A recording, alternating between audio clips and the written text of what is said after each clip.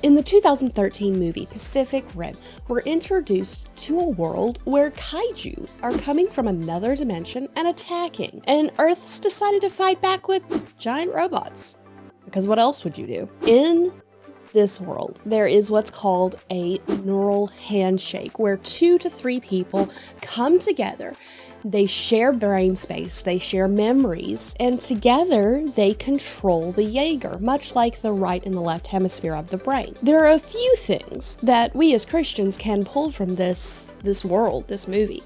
And today on Geek Devotions, that's what we're talking about.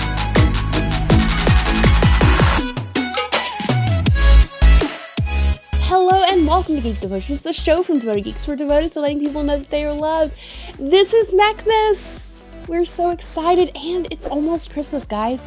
When this airs, it is December 23rd, and it is almost Christmas, almost Mechmas, or it is Mechmas, and we are super excited about all the things. Now, before we get into today's devotion, don't forget that the Gundam Watch is going to have a special episode coming out December 24th that should be in your podcast feeds, and sometime within the next few days, you should be having a special bonus episode of We Read Allegedly. Also, don't forget to check us out on Facebook, Instagram, and Twitter, but enough with all that, let's get into the Jaegers. Like we said in the intro, there's a few things that we can learn from the neural handshake of the Jaeger pilots as Christians. Number 1, it's important to trust others. We've talked about here before that there's community, and to have true community, you have to have confession. You have to be able to trust that person with at least some of what's going on in your life. Now, we're not saying everybody and their brother.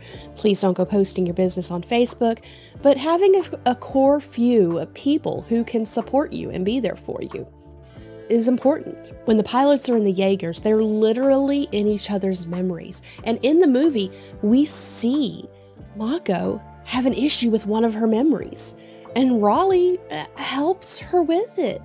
He doesn't get her out of it completely.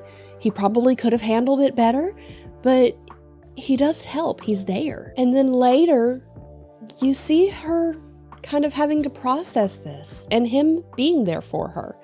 Now, I also read the book, which kind of alluded to more conversation about that, so there is some of that. But yeah, I mean, sometimes you just have to process stuff, and sometimes you have to process stuff with somebody else. Number 2, it's okay to ask for help. Newt needed help. Newt needed a lot of help.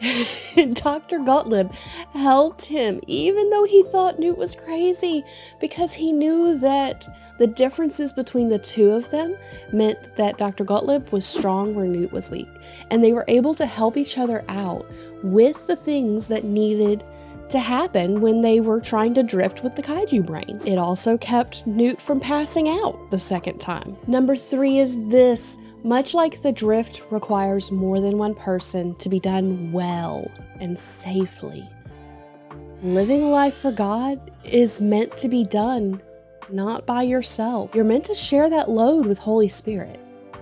God gave us the Holy Spirit to help us, to be there for us, to help speak to us so we can achieve things that we could not do otherwise. There's a saying out there that God never gives us more than we can handle, and I really hate that saying because it's not true.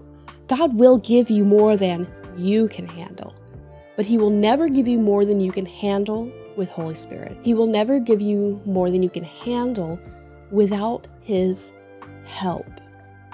He's there for you guys. He's wanting you to cry out to Him. And sometimes you also need other people.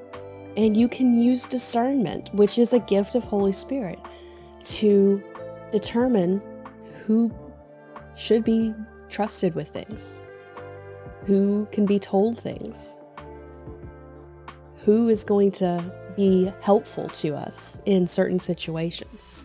Okay, guys, that was your devotion for the week. I hope you enjoyed it. Don't forget to check out all of our other stuff, even if it's after Christmas, because we hope that you're having a lovely time with your family. You're celebrating. We're excited to celebrate the birth of Christ, and we hope you are as well. It is now time for the question of the week.